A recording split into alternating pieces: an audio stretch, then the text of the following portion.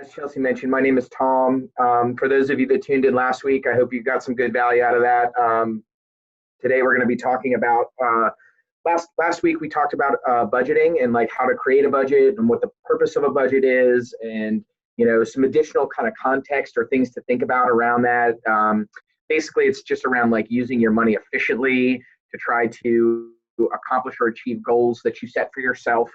So today we're going to explore a little bit of some technological things that are available for you to potentially utilize. I'm going to have a huge disclaimer here. None of the products or services that I'm going to be talking about here today that are not directly affiliated with the Virginia Credit Union am I endorsing in any means. I'm just going to kind of run through kind of what they are and how they work to the best of my knowledge. I personally have used one or two of these things in the past, but don't currently use any of these. So I'm completely biased. I don't have direct user experience, but I've done tons of research on most of these companies and organizations in terms of how they work and what their fee structures are and things like that. So this is basically just like kind of what's out there in the world today in terms of financial technology. So, we're going to walk through, this is kind of going to be the basics of what we're going to be talking about. Here's my contact information, which Chelsea will gladly share with you guys. But this is basically what we're going to be kind of going through, kind of some fundamentals around stuff you probably already know or have definitely experienced on your own in terms of like online and mobile banking. We're going to talk a little bit about digital payments and how that kind of works and what the differences are in digital payments. And then really we're going to spend a majority of the time talking about different money management and investment management tools that are currently out there and available for you to use, to purchase, to subscribe to. There are various different types and various different products and features.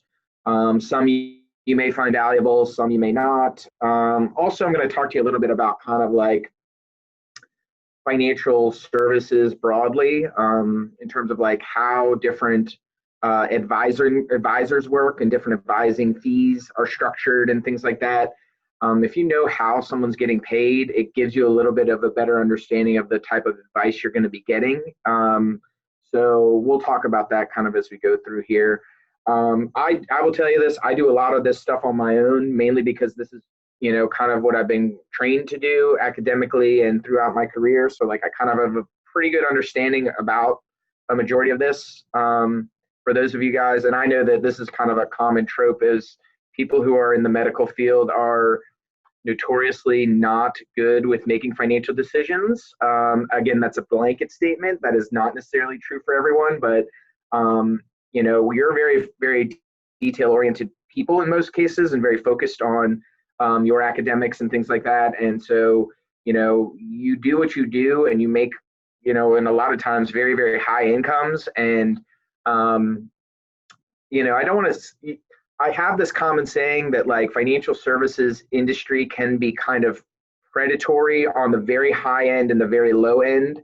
And so there are financial firms and things, which I'm not going to name any of them, and I don't know any off the top of my head, that do specifically target people in the medical field. Again, the advice is going to be probably not bad, but you got to understand what their motivations are for kind of being attracted to you as a potential client. So I'm a very skeptical person just in general, and so I always want to make sure that my guard is always up. I probably should be a little bit more trusting, but it's done me well. It served me pretty well so far. I'm a big hawk for fees and paying fees, and a little bit of education can be dangerous, but it can also like kind of help you out. So we'll roll through here, and some of these things, if you think they might be of service or value to you, you can feel free to do a little bit of additional research kind of on your own. So let's start with the beginning. Online banking, everyone has it, everyone's used it. It's now a standard operating procedure for banks and bank accounts, and even the smallest credit unions have some kind of, and community banks have some kind of online service. You pretty much can't do banking today without, or can't be in existence as a bank without having online access to your accounts. And when I mean online access, I mean typically like what we are accustomed to, being able to view your account balances, being able to view your statements and transfer funds and pay bills. Online banking is typically operated through the bank in which that holds your money. There's also like online account access to investment accounts and things like that. Again, this is like this is just common now. This is not something that anybody should be too shocked about. A lot of great features though, and regular online banking through traditional financial institutions is starting to evolve, and it's starting to add some of these features in which these like independent companies or competitors are coming in and kind of taking some business around. So like, we're going to talk about a couple different platforms like Digit and Acorns and things like that like do like, analytics of your spending or roll up different transactions and things like that. Like a lot of banks do that now. A lot of online like a lot of the big brokerage firms will now do like robo advising and investment advice that's kind of like automated and things like that. So, this is an ever evolving thing. Kind of a natural progression from online banking is mobile banking, which is kind of an offshoot of traditional online banking, which is basically like mobile account access through a smartphone, where it's basically just optimized for you being able to use it from your smart device. The advancement here, again, this kind of came around obviously after the iPhone launch in 2007. Again, now it's a non-negotiable is you got to have a good app, and you got to have a app that's functionable. And the new feature that kind of came along with the advent of the app is the remote deposit capture, which is the check deposits through your smartphone. Checks are really kind of becoming a very obsolete form of payment just across the board. And we're going to see that kind of continue to push on, which we're going to talk about that next is like digital payments and things like that. But now, obviously, most people can deposit a check directly from. I remember when we launched that here at Virginia Credit Union, which we actually had that before some of the major banks did, and it was a really exciting feature because there were still, situations where people were receiving checks if they like own rental properties or things like that. Sometimes you still get checks, or grandma sending a check in the mail for your birthday or whatever. So just a convenient feature. But the main function of the online banking and mobile banking is for you to be able to have easy access to track your spending. And I find mobile banking and online banking to be kind of a blessing and a curse, because prior to this technology, it was manual recording of transactions in a checkbook register, and you get a statement in the mail with all of your transactions, and you have to reconcile your checking statement with your transaction register. And blessing is it's way easier to monitor your accounts. The curse is that it makes people really lazy when it comes to monitoring their finances. Now I pop open my account on my app, and if I have the money, I spend it. If I don't, I don't. Or if I don't have the money, I still spend it. Like, it just makes people a little bit more, in my opinion, a little bit more lazy in how they actually monitor and track their finances. Because it's just so easy. It's like right at the tip of your fingers. You don't really need to pay much more attention to it. And really paying attention to your finances and taking time with it and understanding kind of what you're doing on a kind of a higher level is really how you're able to make better choices, more thoughtful long-term choices than just like, oh, I got the money, I'm going to spend it. So that's one of those things. I still use my online banking and mobile banking multiple times weekly. Not necessarily daily, but definitely weekly. And it's a very, very excellent feature on the whole. Okay, so digital payments is another kind of new, it sounds weird saying that these are new, but these are relatively new if you look at the long scope of banking and, payments and, checks and debit cards and all these kinds of things, credit cards, all these kinds of things. So digital payments typically link to traditional banks and bank accounts. Some of these newer features are now like just fully online banks and fully online accounts, which we're going to talk more about a few different ones of those coming up in a second. But it's typically associated with or tied to a current existing form of payment, like a debit card or a credit card that has the backing of MasterCard or Visa. MasterCard and Visa are like the big players in all kinds of payment processing.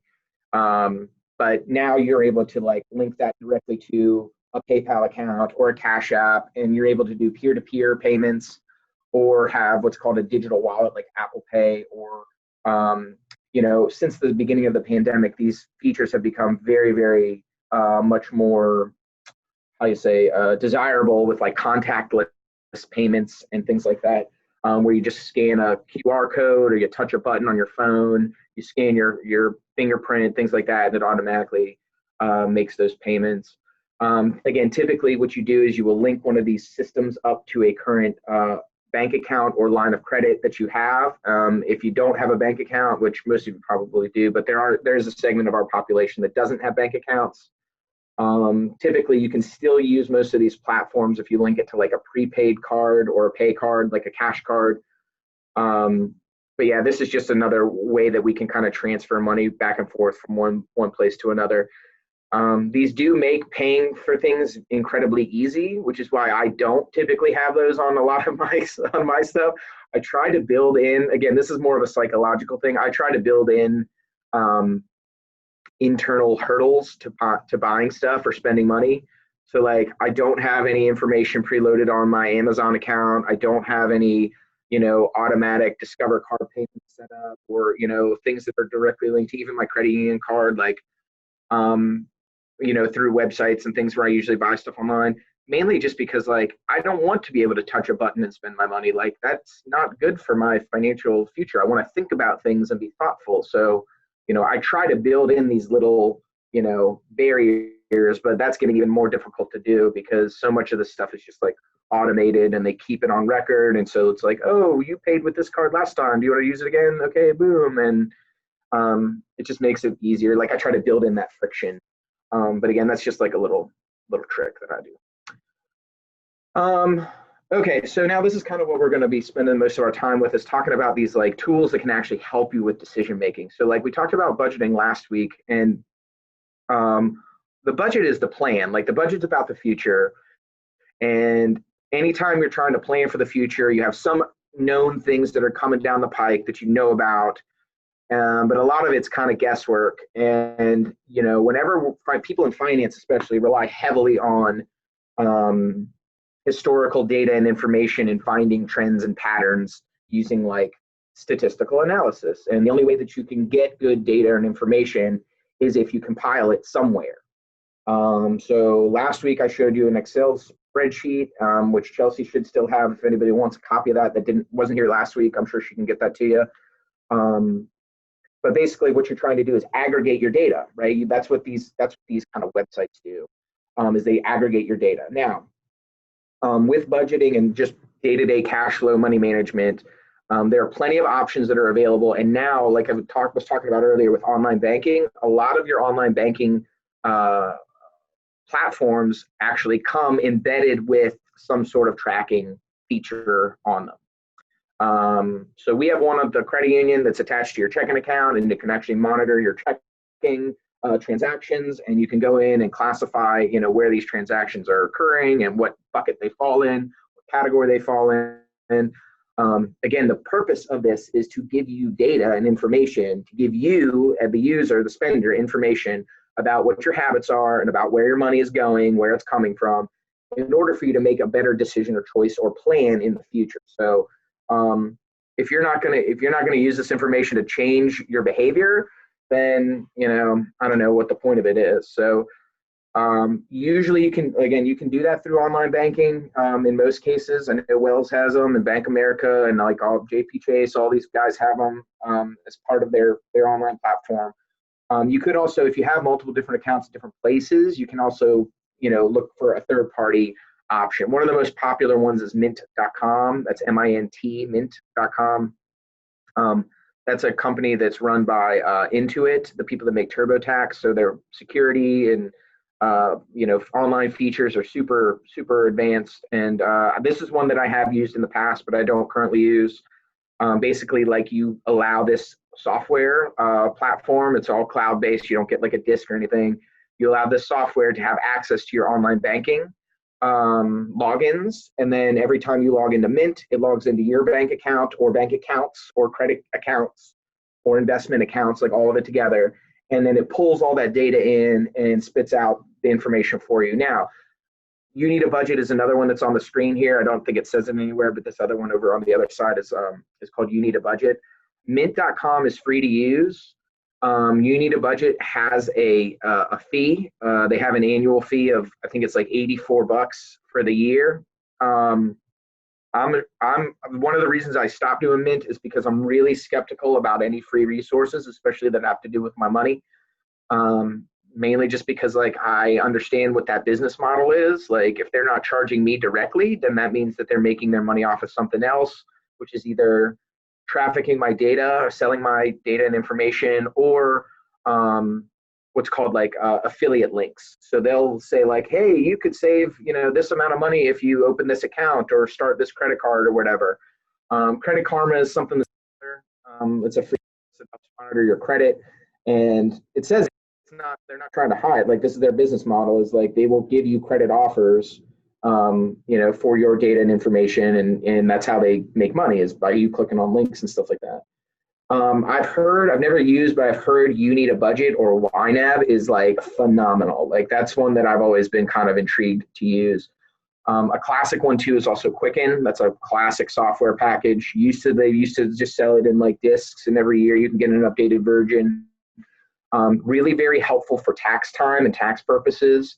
And that's Quicken is the personal version. QuickBooks is the one, like if you end up going into practice on your own, or if you have a side business or something like that, QuickBooks is the version that's typically used by most small business owners to help with that. And it's very important for keeping track of like your taxes and like all that kind of stuff. So these are just some common things that are out there. Again, figure out what their business model is, and you'll figure out like how they make money and how that impacts you as a consumer.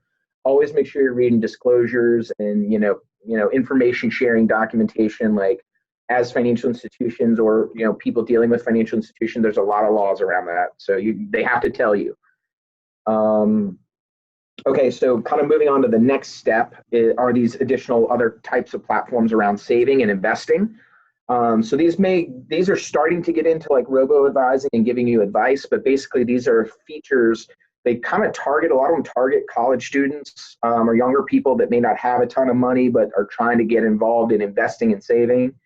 Acorns is one that just like rounds up your, you link it to an account that you use, and it rounds up your change and starts to deposit it into either like a savings account or an investment account.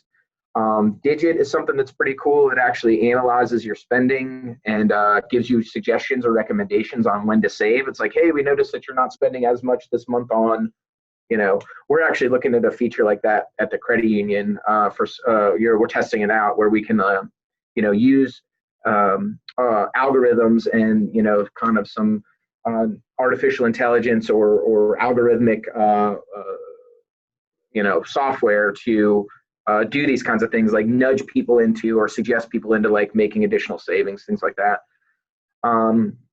Capital and Robinhood, these are like, additional things, companies that you may have heard of. Robinhood is really all about like free, super low cost, free investing. So, trying to really democratize investing, which always be cautious whenever you're investing. Like you hear these warnings all the time, like nothing's ever guaranteed, and these things are not like, anytime you're investing in anything that's not just a checking account or a savings account, it's not federally insured, and so that you're always at risk of loss and things like that. So just make sure that you're comfortable with the level of risk that you're taking. Like I wouldn't necessarily take all of your cash and put it into like, Zoom stock or something like that. Yeah, it's been doing good, but like that's the kind of thing. I got a few friends of mine that like to day trade, and I'm on a text thread with them, and they're always talking about like, hot stock tips and things like that. And I'm an investor, not a trader, so I don't trade. I don't have E-Trade or any of that kind of stuff personally. It's always interesting though, listening to what they're saying. And as medical professionals, again, like you're going to have people that are going to come to you. I don't mean to generalize this. This is a kind of common thing, like, a relative or somebody in your social circles. They're like, talk to you about like stock tips and investment opportunities and things like that. Always err on the side of skepticism in those scenarios, because I promise you this, there's nothing that's guaranteed. Nothing is guaranteed except you got to pay taxes, and someday you're going to die. Death and taxes. That's the only thing that's guaranteed. Now, taking that another step further, beyond like tools that just kind of help you save, are these new features around like investment management. So once you really start to accumulate some wealth and you're managing your student loans and all these kinds of things, traditionally this has been the purview of financial advisors, like professional human beings that are paid to do this. Professional human beings that are paid to do this typically charge a lot of fees, or they are brokers. So like an advisor, a financial advisor who has a fiduciary standard, is somebody that's usually like a fee-only advisor, not fee-based, not partial fee, but fee-only advisor, where you pay them a portion of your assets or a flat fee per year, like an annual retainer kind of deal. And or some of them are like menu based, like you meet with them once or twice and they have an hourly rate, things like that. But that they're not earning any additional commission off of selling products. Like a broker is somebody that sells investment products, so annuities and life insurance and insurance products and things like that. They make commissions. They have to tell you this, and there's nothing wrong with that. You just make sure you know what you're getting into. So recently, like fairly recently, software engineers have figured out that there are a lot of the ways that finance people were calculating and running numbers and doing these analyses and things like that are software engineers have figured out ways that they can kind of automate a lot of that. And so in order for them to do that, because they're able to do that, they're not paying an individual person. They're able to set this up to be done automatically. And so they're able to really reduce the amount of fees that are being charged. So this is what's called robo-advising, and you'll see some examples up here. A lot of the major brokerage firms like Fidelity and Vanguard and places like this now have an arm or a feature that has this kind of capacity. So you don't necessarily have to meet with a person. You can just get generic advice based on that. So again, the fee structures are different at all of these different places. The features and benefits that each of them provide, so some of the benefits that you'll receive from some of these things are like, tax advice, like how to most efficiently utilize your taxes and reduce your tax burden, things like that. Also, like, when it comes to like allocations of resources and things like that, or allocation of assets and like what you're buying and are you diversified, and index funds and ETFs and individual stocks and all these kinds of things, like you want to make sure that you're diversified, but these kinds of platforms can kind of help you with that, just like a person would. And some of them do, like that's where some of them make their money, is like if you do want to talk to a human, then they'll charge a fee for that. So again, here's just a couple. Now, I will tell you my favorite is, of course, this one, which is Excel. I showed you mine last time, and you're welcome to use it again. And if we have some time, I don't know how we're doing on time. Oh, we're doing pretty good on time. So if we got some time, I can, if you want, like I'm almost done with my portion of the presentation. I can open it up for questions. But if you want, I could pop that Excel sheet back up and show you, how I use it. Mine at home is a little bit different, but this one's pretty close. So when you're picking something that's right for you, this is where I'm going to kind of leave it here. When you're picking something that's right for you, you got to determine what your needs are, what your knowledge base is already. Like, so some of these things may be helpful, just kind of on the margins, like peripherally, like you already have a good understanding of what you're doing or what you're trying to do and how to do it.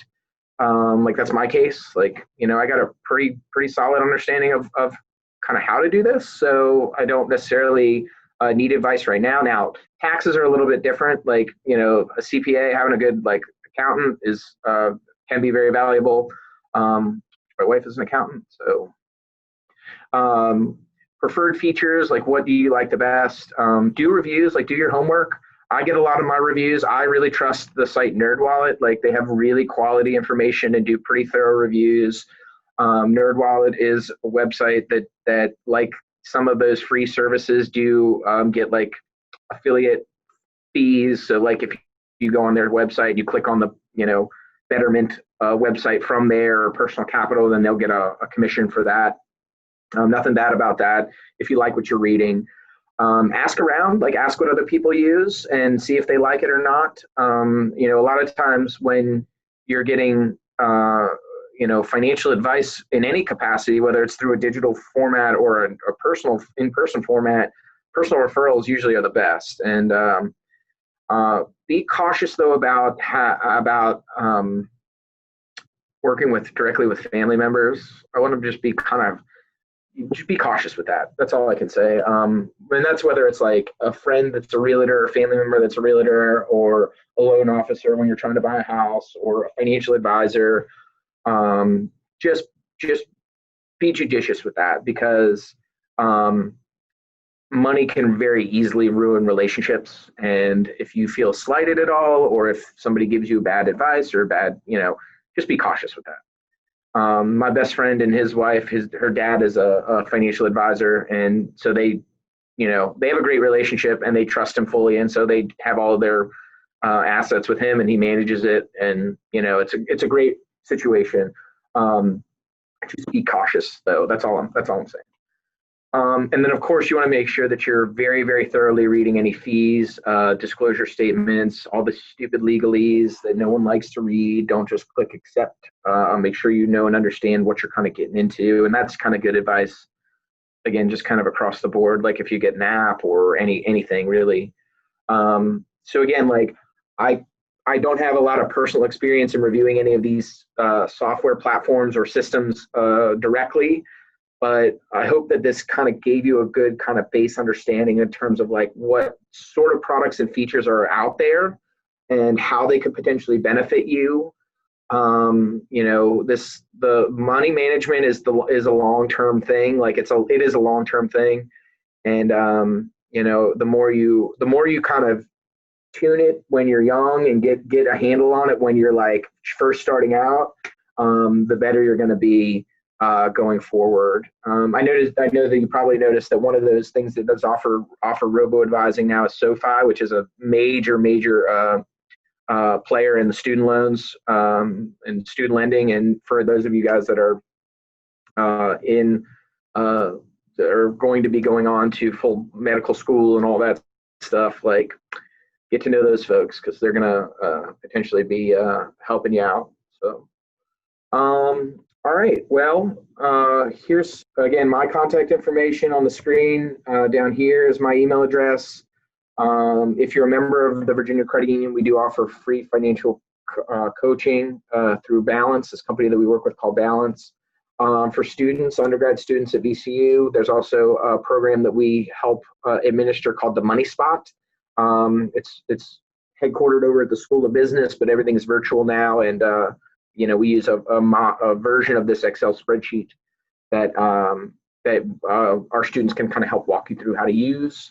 Really, it's about like understanding what you value, how money can help you get to that point, and how to try to use it efficiently and use your data to make good decisions.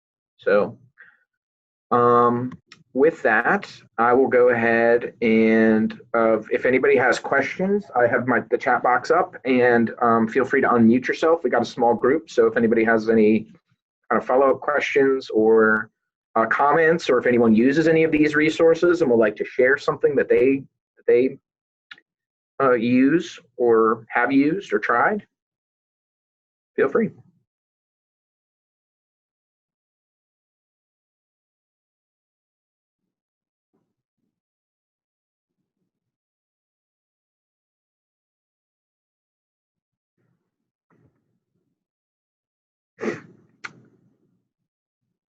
So there was some comments in the chat about the spreadsheet. So if you'd like, totally up to you. I could pull that up and kind of do another very basic run through on that.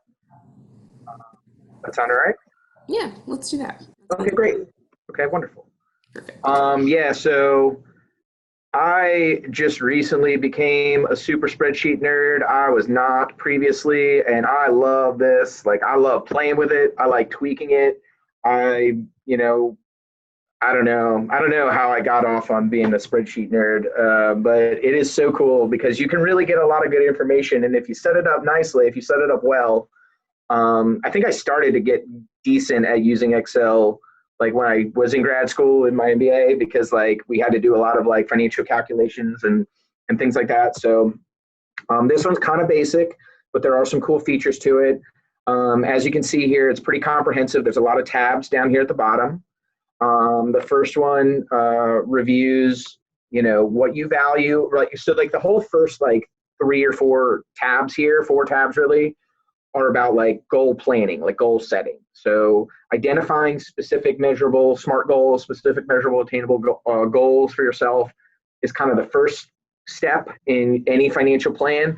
If you go meet with a financial advisor or financial planner, that is immediately going to be their first question. What are your goals? What do you want to do? What do you want to accomplish? Because you really cannot build a plan unless you have a destination. So that's kind of the thought behind this. So this first section is about your values. So there's like a values exercise.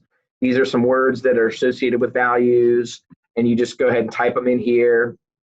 So you want to try to identify, what it is that you really intrinsically value. What are you already good at? What do you think you can improve upon? Like maybe it's budgeting, maybe it's, if there's some kind of impulse thing that you spend money on. For me, it's craft beer in Richmond. Like that's an easy one. For my wife, it's like, I don't know, recently it's Patagonia vests. I don't know. That's kind of, then after you kind of determined, done a little bit of introspection on like kind of your how you think about money, then you want to brainstorm, so you think about specific, measurable, attainable, type those things in here, and then you want to rank order them. So like you're going to have multiple goals at any given point. Unless you have unlimited income, you do have to pick which ones are more important than others. So you can try to accomplish those first, or, you have to kind of pick and choose, like what is the most important thing? What is something that's kind of a, back burner goal that I would like to get to someday? Again, for those of you guys that are going to go on to become MDs in any given function, like there's a high likelihood that you're going to be able to accomplish most goals financially that you have because you're, like that's the whole point of the pathway, right? You're going to become a high earner. Like that's the whole point. So you start setting those pathways now, you start setting those goals now, and you'll be able to build plans that kind of can help you accomplish those.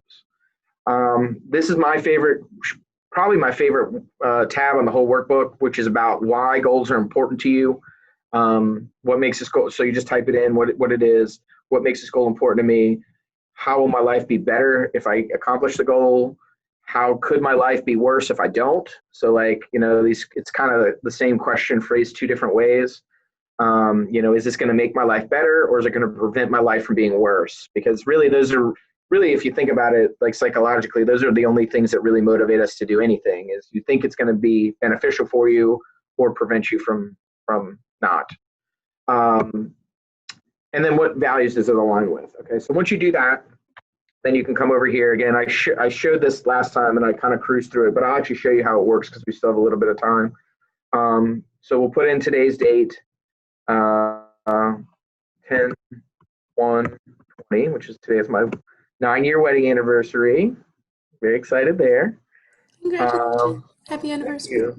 So this is a good one, actually. This is a good one because in a year from now, I'm going to have a 10-year wedding anniversary. And so I'm probably going to need to buy my wife a nice 10-year wedding anniversary gift. I don't know exactly what that is. It's going to probably be something expensive, I guess, like from what I consider to be expensive. So like, I don't know, we'll say in a year from now, 1/21, I would like to buy my wife something that's going to cost, I don't know, $2,000. Right now I have nothing saved towards that goal. So I will need to save $2,000 within a year. And so I get paid twice a month. And so now basically what this does is it's a very basic calculation of getting a monthly cash flow. Okay. So that's the whole point of this. So now I know that if I save $166 every month from now until this time next year, 24 paychecks, this is each paycheck, this is each month, then I will have accomplished my goal.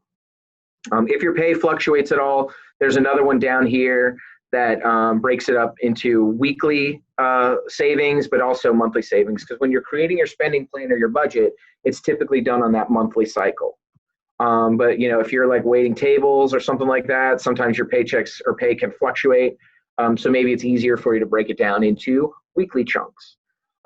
These calculations are not perfect. They're designed to give you a ballpark, an estimate, and they don't account for any like appreciated value of like interest earned or any of that kind of stuff. So for stuff that we talked about earlier with like retirement planning and like real investments and things like that, there are calculators that you can look at online that show like anticipated returns based on assumptive returns in any type of investments, right? So like I think that, and if you look at any retirement calculator now that you have access to, you like it'll say like we're going to assume a 7% return, blah blah blah, based on this.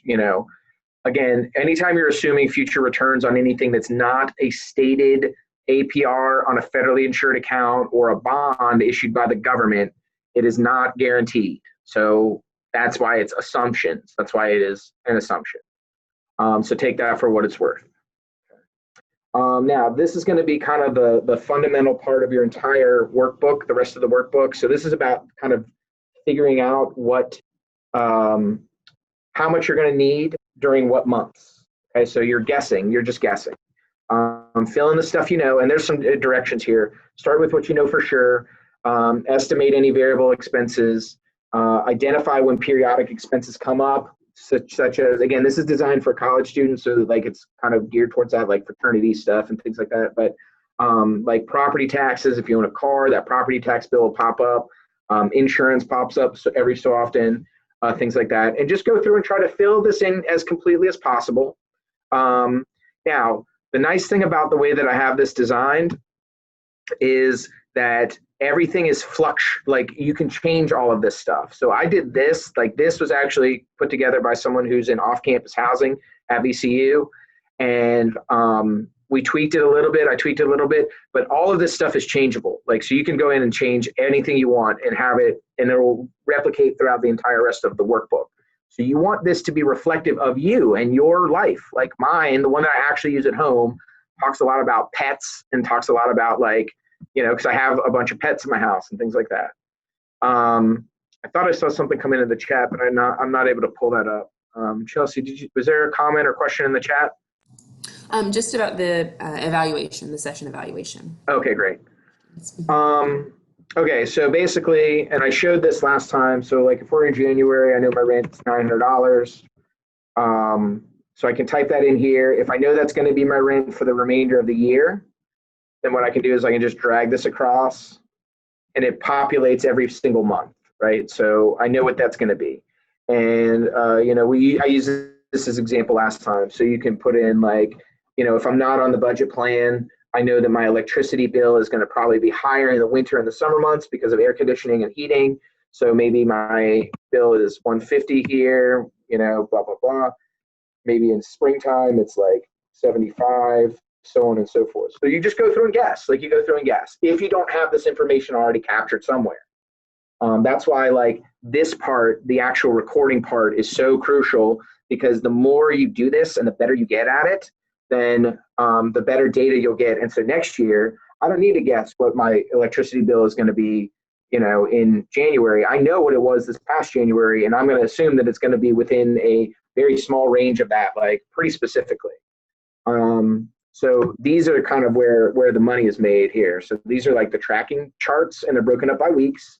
So what you would want to do is every single week, pick 1 hour a week to go through and look at all of your receipts, all of your online transactions. And what I do at my house is we actually put in the week. So it's 1/1/20, and then 1/1/20 to, I don't know, like 1/7/20, and we actually track it like that. So this is literally what I do in my house. And we'll sit down, my wife and I will sit down, and we'll go through. Obviously, our incomes are different. Like they don't say parents and financial aid. So it says like Tom's income, Crystal's income, like that. And then we'll go through and just like start filling in. Did we spend any money on rent or our mortgage this month? Did we spend any money on parking or things like that? Again, ours looks different because we're, not students. And so we don't have like parking pass fees and stuff like that, but we definitely have like gas and a car loan and things like that. And so the week that it hits, then we'll be able to do that. So every time you go and type something in, like my rent was $900 the first of the month, my electricity came in and it was 140 instead of 150. Great. And we actually type in specific stuff, and we do split transactions around like, if we buy groceries and cleaning supplies at the same time at the Kroger or Publix or Aldi or whatever, Costco, then we'll actually do it. We'll split it out. And it takes a while. It takes some time. But it's good because it allows us to have a conversation every week about where our money's going. And I work hard, and I want to make sure that I'm not wasting my money. And the way that I know that I'm not wasting my money, like now spending on stuff frivolously is okay. And I'm not saying like you have to be some kind of like stoic, like, monk about this. But if I feel like I'm wasting my money, I have no one but myself to blame for not knowing where that's going because I'm just not paying attention. So that's why we specifically do this process, is not just for the data, not just for the decision making, but for the conversation and for the attention and to allow it to matter, like we want this to matter. And then once a month, we fill out this one. So this is our net worth chart. And you basically start typing in the current value of all of your assets. Again, I have another one that I've designed that has a 2-person income, like a 2-household income. So we have household assets, we have my assets, we have her assets, we have household liabilities like our mortgage, my liabilities like my student loans, her liabilities like student loans and car loan. And every single month we do this on today, or yesterday, and we try to track over time how much we're gaining in value. So that's how you do it. So I know we're at time. This is a really helpful tool for me. If you don't have the time or don't want to take the time to do this, that's when like getting something like an app will help, because it allows you to do that. But I will tell you this, regardless, there's no app that is perfect. There's no online service or platform that is perfect. When you go to Walmart and you swipe your card, it will capture that as a Walmart transaction and it will categorize it into a thing. You still would want to go in and do a split transaction and pay attention to it. Like, I know that a lot of times if you use your card as a debit card, it will register as an ATM withdrawal because it just sees that debit transaction. So you need to make sure that you go in and that the purchases are in the correct bucket or whatever. Like, it's still going to take some massaging. It's not going to be perfectly done every time.